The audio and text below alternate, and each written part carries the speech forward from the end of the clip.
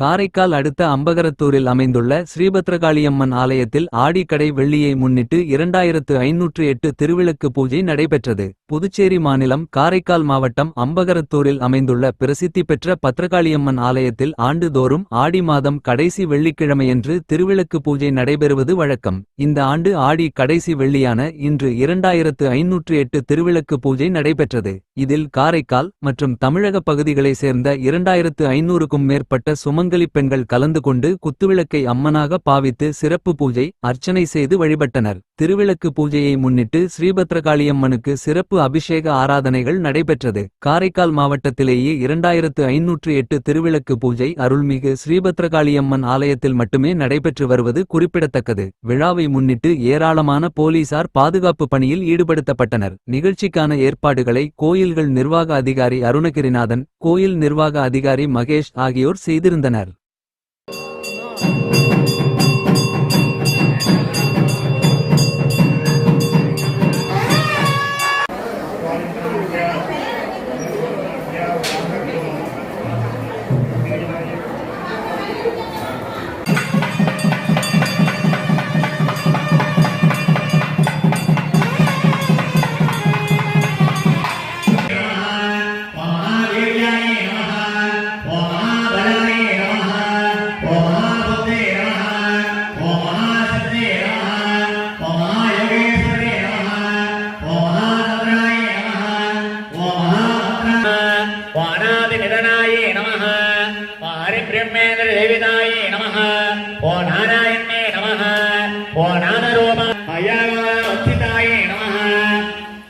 ओम राजराजार्चिताय नमः ओम राज्ञे नमः ओम रम्याय नमः ओम नमः